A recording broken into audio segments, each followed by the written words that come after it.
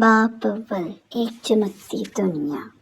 راشا شرما راجستھان کے کھاتے پیتے ہندو گھرانے کی وہ بیٹی تھی جس پر اللہ نے حسن کی روشنی بھی برسائی تھی اور عقل کی دولت بھی۔ دودھ جیسی صاف رنگت، لمبے بال اور گہری بھوری آنکھیں جن میں اکثر خواب تیرتے رہتے تھے۔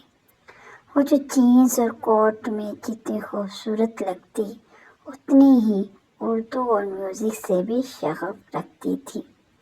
اس کے والد ونود شرما اپنی تینوں بیٹیوں سے بے پناہ محبت کرتے تھے، مگر راشا ان کی جان تھی۔ وہ اکثر کہتے، میری راشا صرف بیٹی نہیں، میرے دل کی روشنی، میری دنیا ہے۔ راشا کے ماں باپ نے اس کی زندگی میں کبھی زور زبردستی نہیں کی۔ اس کی پسند، اس کے فیصلے ہمیشہ مانے گئے۔ گھر کا ماحول روشن خیال تھا، پھر بھی رسم و رواج کی جڑیں گہری تھیں۔ کالج میں اسے سورج ملا، ہنستا بولتا سلجھا ہوا لڑکا۔ دونوں میں جلد ہی دلی قربت بڑھنے لگی۔ سورج اسے چاہتا تھا اور راشا کو لگا کہ زندگی اب مکمل ہونے والی ہے۔ کچھ مہینوں بعد دونوں کے گھر والوں نے رضامندی سے شادی کی۔ تقریبات طے کر لی، شادی کی تیاریاں چل رہی تھیں۔ دلہن کے جوڑے، ہلدی، مہندی، ناچ گانا، ہر طرف روشنی ہی روشنی تھی۔ خوشیوں کا سما تھا۔ سورج بہت خوش تھا، اسے اس کی منزل مل رہی تھی، مگر اندر ایک خاموش سا اندھیرا راشا کے دل میں پلنے لگا تھا۔ باب دو، وہ لمحہ جو بدل گیا۔ ایک دن کالج کی لائبریری میں اس کی ملاقات ایک لڑکی فرحین سے ہوئی۔ فرحین خاموش مزاج، پردے دار اور کتابوں کی دیوانی تھی۔ اس کے انداز میں کوئی زور نہیں تھا، صرف نرمی تھی۔ راشا اس سے کھنچتی چلی گئی۔ ایک دن راشا نے اس کے ہاتھ میں قرآن کا انگریزی ترجمہ دیکھا۔ یہ کیا ہے؟ تم روز پڑھتی ہو؟ فرحین نے مسکرا کر جواب دیا، یہ میرا راستہ ہے، رہنما ہے، بس روز تھوڑا سا پڑھتی ہوں، دل کو سکون ملتا ہے۔ تجسس میں راشا نے قرآن کا ایک صفحہ کھولا اور وہ ایک آیت اس کی آنکھوں میں چمک گئی۔ بے شک دلوں کا سکون صرف اللہ کے ذکر میں ہے۔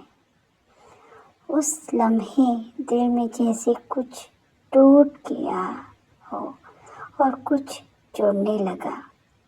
شام کو گھر آ کر وہ غیر ارادی طور پر قرآن کا ترجمہ ڈھونڈنے لگی اور اپنے موبائل پر آیات سننے لگی۔ آوازیں اجنبی تھیں، مگر دل جیسے پہچان رہا تھا۔ باب سو، چھپی ہوئی پکار۔ کچھ دن بعد اس نے تنہائی میں دل سے کہا، اے رب، اگر تو ہے تو مجھے اپنا راستہ دکھا دے۔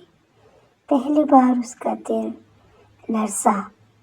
ایک ایسی دعا کی جو شاید اس نے کبھی خود سے نہ کی تھی۔ نماز سیکھنا شروع کی۔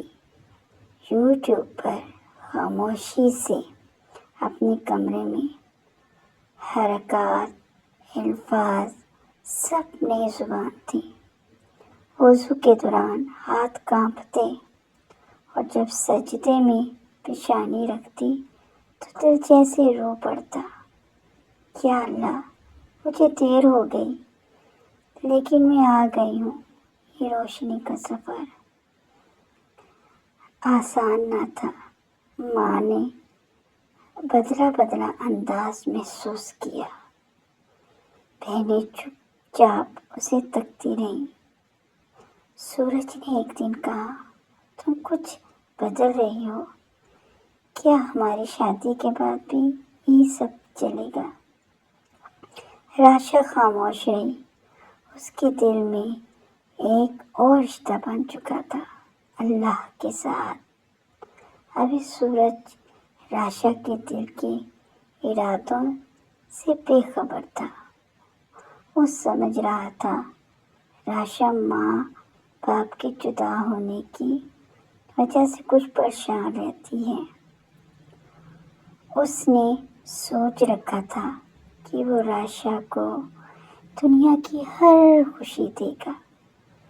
وہ جیسے خوش رہنا چاہے گی ویسے خوش رکھے گا، لیکن آنے والے وقت کی کس کو خبر تھی کہ کیا ہونے والا ہے؟